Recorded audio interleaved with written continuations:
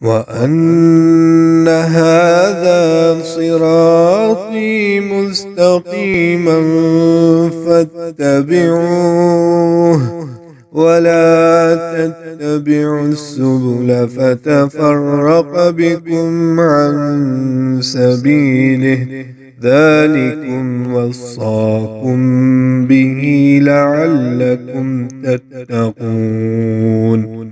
أعوذ بالله من الشيطان الرجيم. بسم الله الرحمن الرحيم. السلام علیکم ورحمۃ اللہ وبرکاتہ۔ بھائی کا سوال ہے کہ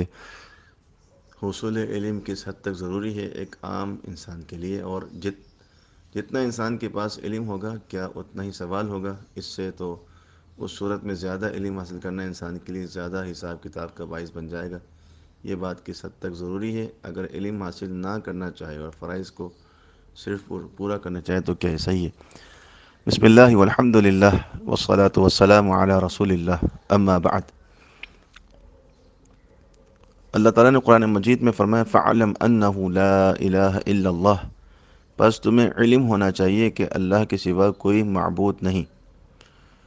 اسی طرح رسول اللہ صلی اللہ علیہ وسلم فرماتے ہیں طلب العلم فریضہ، ہر مسلمان کے اوپر علم کا حاصل کرنا فرض ہے۔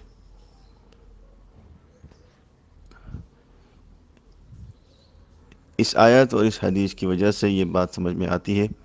کہ ہر مسلمان کے اوپر علم کا حاصل کرنا ضروری ہے، اور اگر کوئی شخص اللہ کے دین کا علم حاصل نہیں کرتا تو آپ ذرا خود بتائیے کہ وہ عمل کیسے کرے گا؟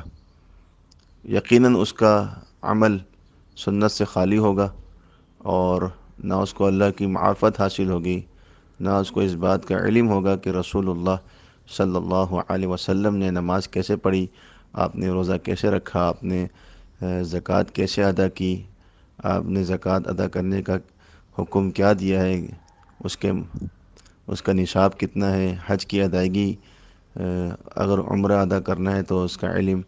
یعنی مسلمان کو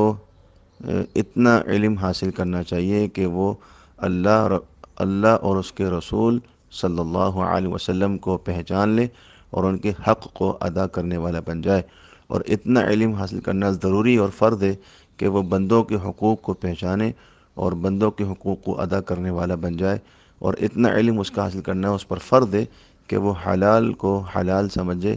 اور حرام کو سمجھے، اور حلال اور حرام میں تمیز کرنا اس کو آ جائے، جائز اور ناجائز اس کو معلوم چل جائے کہ یہ کام جائز ہے اور یہ کام ناجائز ہے، سنت اور بدعت کے اندر فرق کرنا اس کو آ جائے، اتنا علم اس کے اوپر ضروری ہے۔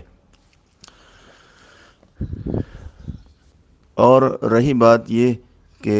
وہ جو حدیث ہے کہ رسول اللہ صلی اللہ علیہ وسلم فرماتے ہیں کہ قیامت کے دن پوچھا جائے گا کہ تمہیں علم تھا اور تم نے عمل کتنا کیا؟ جتنا علم ہوگا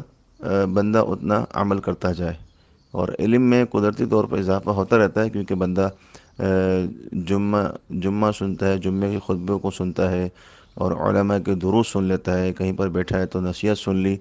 تو جب اس کو علم ہو جائے کسی چیز کا تو اس پر وہ عمل کرنا شروع کر دے، تو اللہ تعالیٰ کے حقوق، اس کے رسول کے حقوق کی ادائیگی اور اللہ اس کے رسول کی فضیلت اور آپ کی ذات کو پہچاننے کا علم ضروری ہے، بندوں کے حقوق کے حوالے سے علم ہونا ضروری ہے، اور یہ جو اللہ تعالیٰ کی فرائض ہیں کہ نماز ہے، روزہ ہے، حج، زکوٰۃ ہے، اور کلمہ توحید ہے، شرک ہے، اور بدعت و خرافات ہے، ان کے بارے میں علم ہونا بہت ضروری ہے، حلال کا علم، حرام کا علم، جائز و ناجائز کا علم، اور اللہ کے رسول صلی اللہ علیہ وسلم کے فرامین کا علم، یہ ضروری ہے، تو جتنا اس کو علم ہوتا جائے اتنا وہ عمل کرتا جائے۔ اللہ تعالی ہمیں سمجھنے کی توفیق عطا فرمائے۔